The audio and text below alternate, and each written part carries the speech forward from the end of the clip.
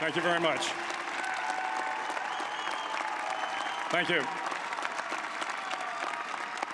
Well, thank you, President Powers, Provost Fenves, deans, members of the faculty, family and friends, and most importantly, the class of 2014. It is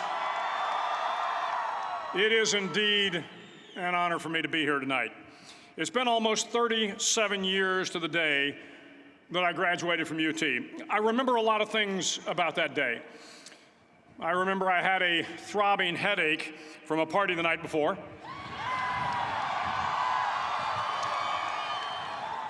I remember I had a serious girlfriend, who I later married. That's important to remember, by the way. And I remember I was getting commissioned in the Navy that day. But of all the things I remember, I don't have a clue who the commencement speaker was, and I certainly don't remember anything they said. So acknowledging that fact, if I can't make this commencement speech memorable, I will at least try to make it short. So the university's slogan is, "What starts here changes the world." Well, I've got to admit, I kind of like it. What starts here changes the world. Tonight, there are almost 8,000 students, or there are more than 8,000 students graduated from UT. So that great paragon of analytical rigor, Ask.com, says that the average American will meet 10,000 people in their lifetime. 10,000 people, that's a lot of folks. But if every one of you changed the lives of just 10 people, and each one of those people changed the lives of another 10 people, and another 10, then in 5 generations, 125 years, the class of 2014 will have changed the lives of 800 million people. 800 million people. Think about it. Over twice the population of the United States. Go one more generation, and you can change the entire population of the world, 8 billion people. If you think it's hard to change the lives of 10 people, change their lives forever, you're wrong. I saw it happen every day in Iraq and Afghanistan. A young Army officer makes a decision to go left instead of right down a road in Baghdad, and the 10 soldiers with him are saved from a close-in ambush. In Kandahar province, Afghanistan, a non-commissioned officer from the female engagement team senses that something isn't right and directs the infantry platoon away from a 500-pound IED, saving the lives of a dozen soldiers. But if you think about it, not only were those soldiers saved by the decisions of one person, but their children were saved, and their children's children. Generations were saved by one decision, one person. But changing the world can happen anywhere, and anyone can do it. So what starts here can indeed change the world. But the question is, what will the world look like after you change it? Well, I'm confident that it will look much, much better. But if you'll humor this old sailor for just a moment, I have a few suggestions that may help you on your way to a better world. And while these lessons were learned during my time in the military, I can assure you that it matters not whether you ever served a day in uniform. It matters not your gender, your ethnic or religious background, your orientation, or your social status. Our struggles in this world are similar, and the lessons to overcome those struggles and to move forward, changing ourselves and changing the world around us, will apply equally to all. I've been a Navy SEAL for 36 years, but it all began when I left UT for basic SEAL training in Coronado, California. Basic SEAL training is 6 months of long, torturous runs in the soft sand, midnight swims in the cold water off San Diego, obstacle courses, unending calisthenics, days without sleep, and always being cold, wet, and miserable. It is 6 months of being constantly harassed by professionally trained warriors who seek to find the weak of mind and body and eliminate them from ever becoming a Navy SEAL. But the training also seeks to find those students who can lead in an environment of constant stress, chaos, failure, and hardships. To me, basic SEAL training was a lifetime of challenges crammed into 6 months. So here are the 10 lessons I learned from basic SEAL training that hopefully will be of value to you as you move forward in life. Every morning in SEAL training, my instructors, who at the time were all Vietnam veterans, would show up in my barracks room, and the first thing they'd do was inspect my bed. If you did it right, the corners would be square, the covers would be pulled tight, the pillow centered just under the headboard, and the extra blanket folded neatly at the foot of the rack.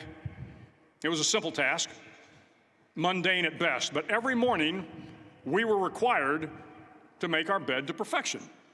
It seemed a little ridiculous at the time, particularly in light of the fact that we were aspiring to be real warriors, tough, battle-hardened SEALs. But the wisdom of this simple act has been proven to me many times over. If you make your bed every morning, you will have accomplished the first task of the day.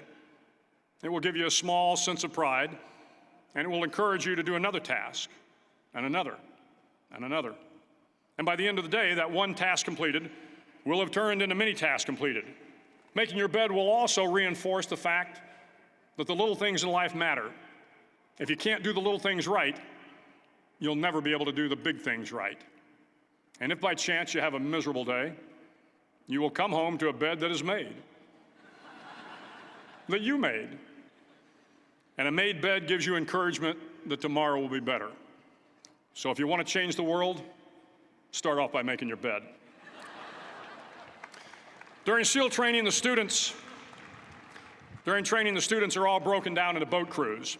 Each crew is 7 students, 3 on each side of a small rubber boat, and 1 coxswain to help guide the dinghy. Every day, your boat crew forms up on the beach and is instructed to get through the surf zone and paddle several miles down the coast. In the winter, the surf off San Diego can get to be 8 to 10 feet high, and it is exceedingly difficult to paddle through the plunging surf unless everyone digs in. Every paddle must be synchronized to the stroke count of the coxswain. Everyone must exert equal effort, or the boat will turn against the wave and be unceremoniously dumped back on the beach. For the boat to make it to its destination, everyone must paddle.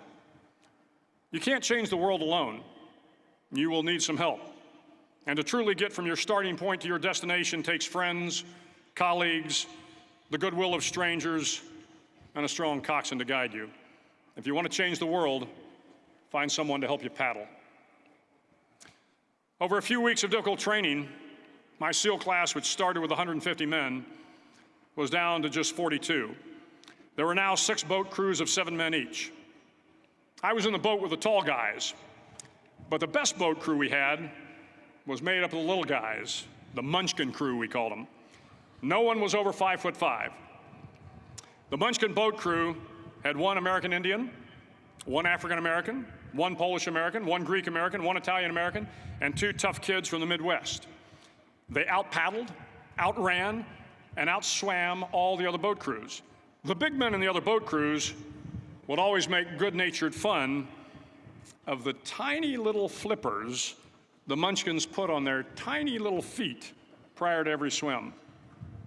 But somehow these little guys from every corner of the nation and the world always had the last laugh, swimming faster than everyone and reaching the shore long before the rest of us. SEAL training was a great equalizer. Nothing mattered but your will to succeed, not your color, not your ethnic background, not your education, not your social status. If you want to change the world, measure a person by the size of their heart, not by the size of their flippers. Several times a week, the instructors would line up the class and do a uniform inspection. It was exceptionally thorough. Your hat had to be perfectly starched, your uniform immaculately pressed, your belt buckle shiny and void of any smudges. But it seemed that no matter how much effort you put into starching your hat or pressing your uniform or polishing your belt buckle, it just wasn't good enough. The instructors would find something wrong. For failing the uniform inspection, the student had to run, fully clothed, into the surf zone, then wet from head to toe, roll around on the beach until every part of your body was covered with sand. The effect was known as a sugar cookie. You stayed in the uniform the rest of the day, cold, wet, and sandy. There were many a student who just couldn't accept the fact that all their efforts were in vain, that no matter how hard they tried to get the uniform right, it went unappreciated. Those students didn't make it through training. Those students didn't understand the purpose of the drill. You were never going to succeed. You were never going to have a perfect uniform. The instructors weren't going to allow it. Sometimes, no matter how well you prepare or how well you perform, you still end up as a sugar cookie. It's just the way life is sometimes. If you want to change the world, get over being a sugar cookie and keep moving forward. Every day during training, you were challenged with multiple physical events: long runs, long swims, obstacle courses, hours of calisthenics, something designed to test your mettle.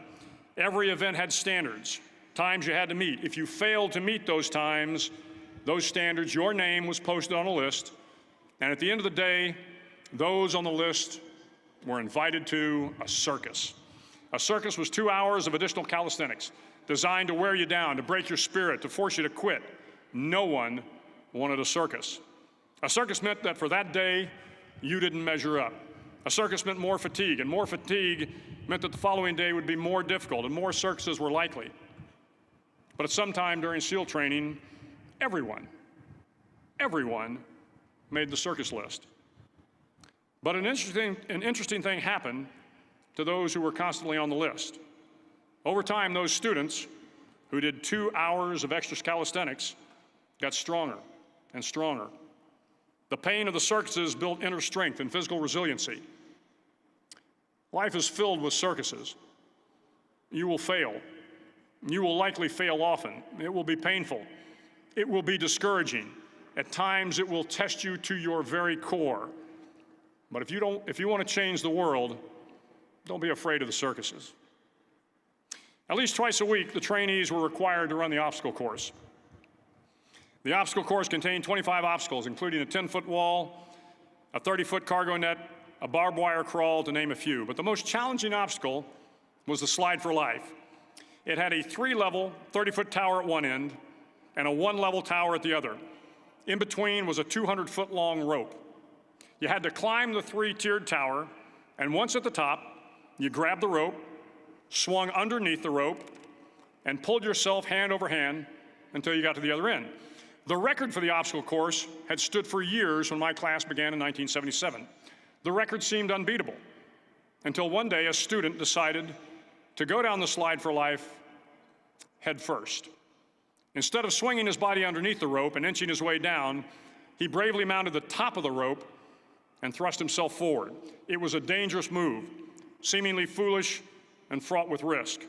Failure could mean injury and being dropped from the course. Without hesitation, the student slid down the rope perilously fast. Instead of several minutes, it only took him half that time. And by the end of the course, he had broken the record.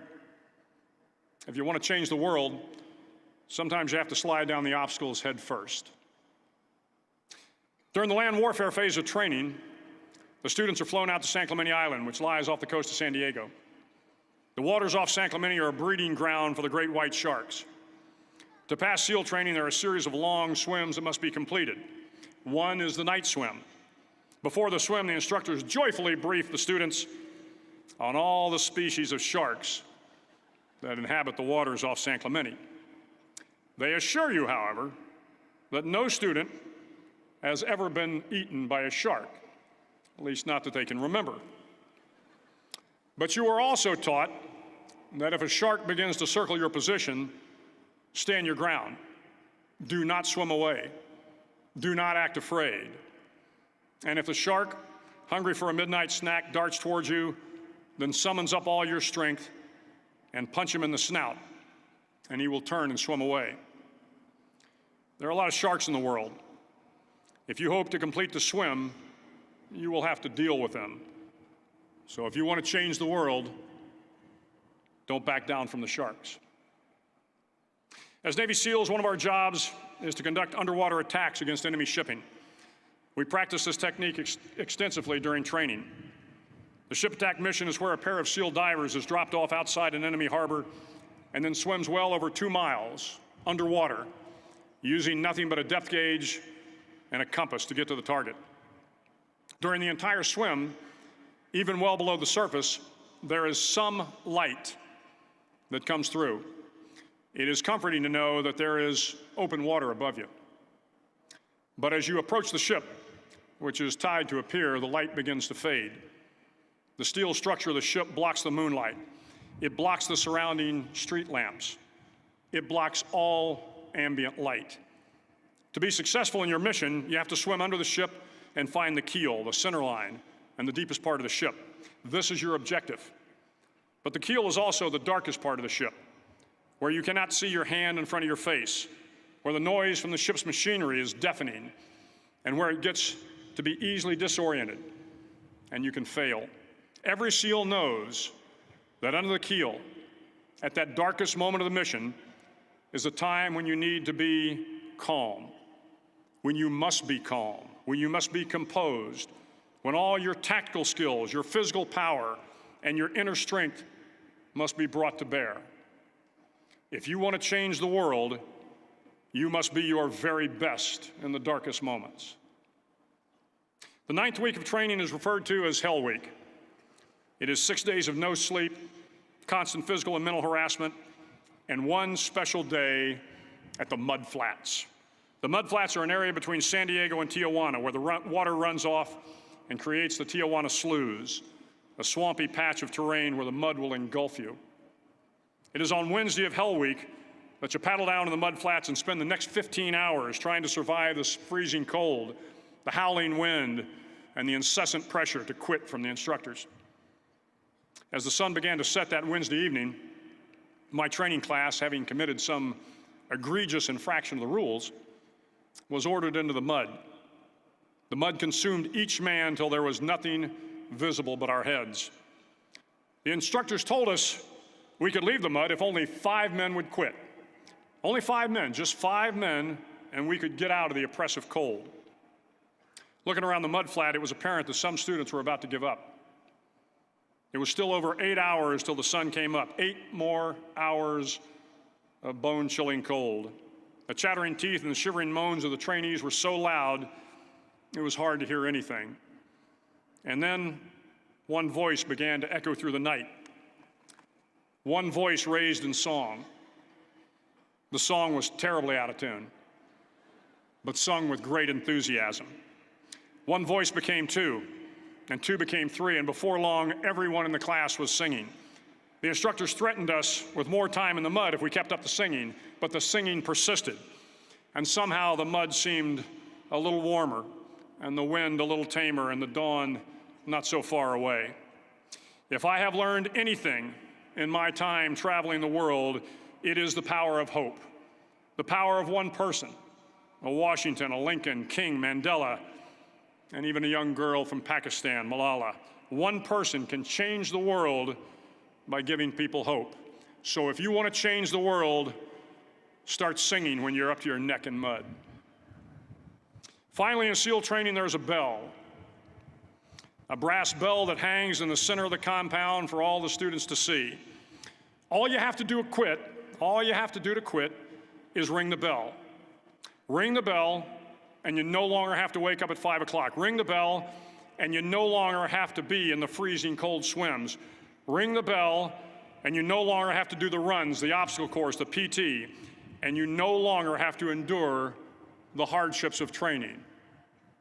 All you have to do is ring the bell to get out. If you want to change the world, don't ever, ever ring the bell. To the class of 2014, you are moments away from graduating, moments away from beginning your journey through life, moments away from starting to change the world for the better. It will not be easy, but you are the class of 2014, the class that can affect the lives of 800 million people in the next century. Start each day with a task completed. Find someone to help you through life. Respect everyone. Know that life is not fair and that you will fail often.